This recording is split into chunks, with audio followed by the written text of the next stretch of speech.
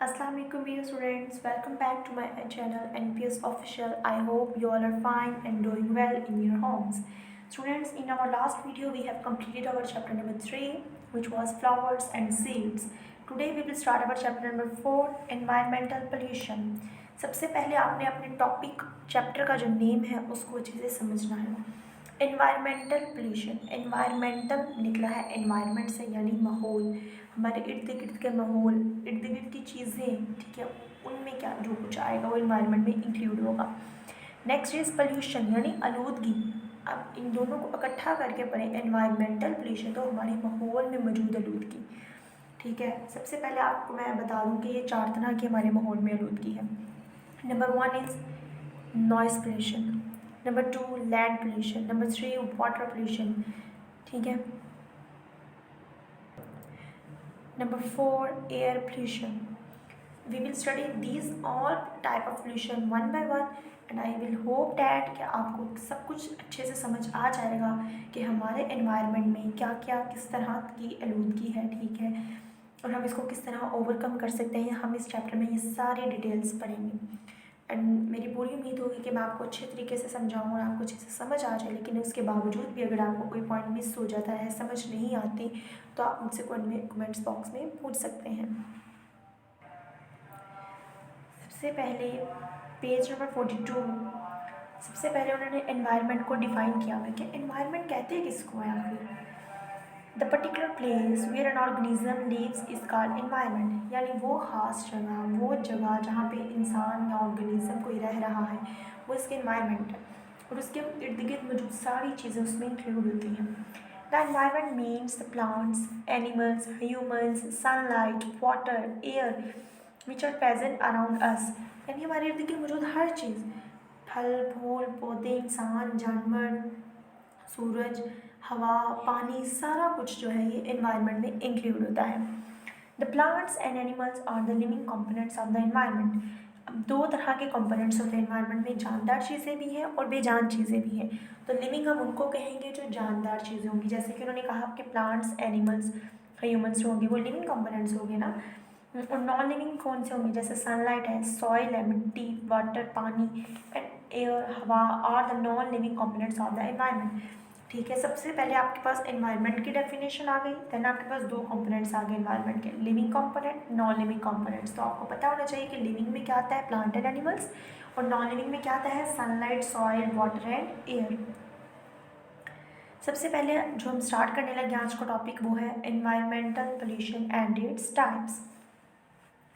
Any change in the environment which is harmful to the living things is called environmental pollution. हर वो environment में आने वाली तब्दीली जो कि उसके लिए नुकसानदेह हो, ठीक है, और जिसमें मौजूद हर लिविंग थिंग के लिए नुकसानदेह हो, चाहे वो, अब लिविंग थिंग्स ज़रूरी नहीं जो सिर्फ ज़मीन पे रह रही है, वो लिविंग थिंग्स जो पानी में रह रही हैं, यानी इक्वेटिक एनिमल्स, इक्वेटिक प्लांट्स, उनके लिए भी जो हार्मफुल होंगी वो क्या कहलाएंगे, एनवायरमेंटल पोल्यूशन कहलाएंगे।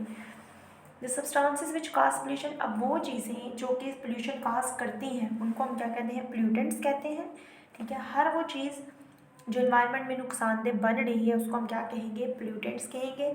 और इन्वायरमेंटल पोल्यूशन की डेफिनेशन हमने पहले स्टडी कर ली कि हर वो तब्दीली जो हमारे इन्वायरमेंट को ख़राब करती है और हमारी लिविंग थिंग्स के लिए हार्मफुल या उनके लिए नुकसानदेह है उसको हम इन्वायरमेंटल पोल्यूशन में इंक्लूड करते हैं। स्टूडेंट्स, आज हम सबसे पहले जो टाइप स्टडी करेंगे वो होगी हमारे पास air pollution. You have been seen smoke being emitted from vehicles and factories. Many poisonous substances are present in smoke. Students, आप सब भी ट्रैवल करते हैं बाइक पर, कार, कोई भी व्हीकल जो आप यूज़ कर रहे हैं, आपको भी पता है पेट्रोल डलता है, स्मोक निकलता है, ठीक है। उस स्मोक की वजह से जो निकलने वाली, और इसके अलावा उन्होंने गाड़ियों के अलावा फैक्ट्रीज़ का जिक्र किया। अब वो जो स्मोक है ना वो हमारे लिए बहुत ज़्यादा हार्मफुल है, ठीक है, बहुत ज़्यादा हार्मफुल है। हमें नहीं पता हम किस टाइम वो स्मोक अपने अंदर ब्रीथ इन कर रहे हैं और वो हमारे लंग्स को जाके हमारी बॉडी को किस तरह से, स्किन को, लंग्स को किस तरह से इफ़ेक्ट कर रही है, और इसकी वजह से हमें क्या क्या डिजीज़ हो सकते हैं। इसका बहुत बड़ा रोल है एनवायरमेंटल पोल्यूशन में, एयर पोल्यूशन का बहुत बड़ा रोल है, और हमें से बड़ी बड़ी बीमारियां भी होती हैं जो कि रेस्पिरेटरी डिजीज़ मोस्टली हैं और स्किन डिजीज़ भी होते हैं।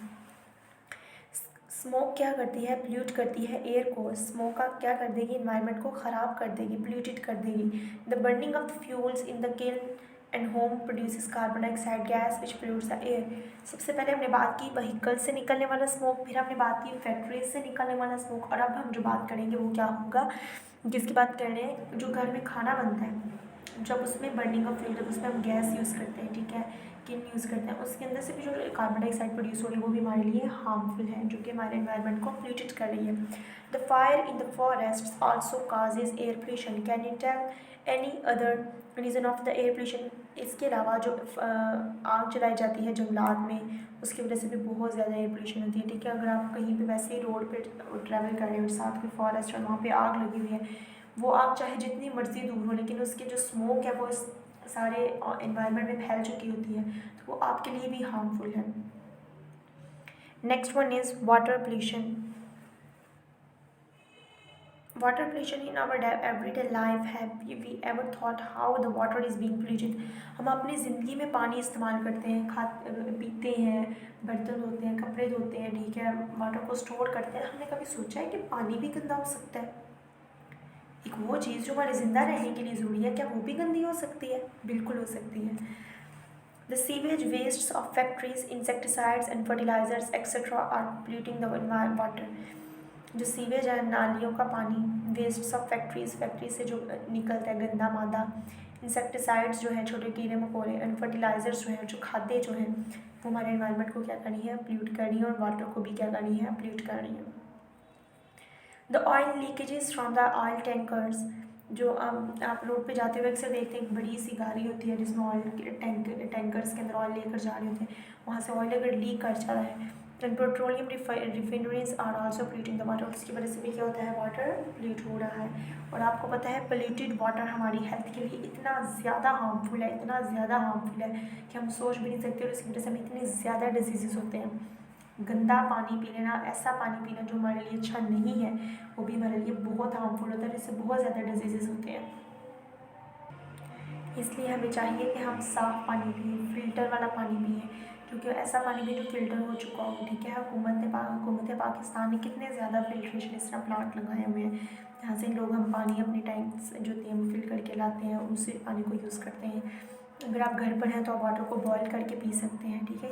आप जितनी अपनी प्रिवेंशन करेंगे, जितना प्रिकॉशंस लेते जाएंगे, उतना ही आपके लिए बेस्ट है, और आप इसी तरह डिजीज़ से बच सकते हैं, ठीक है।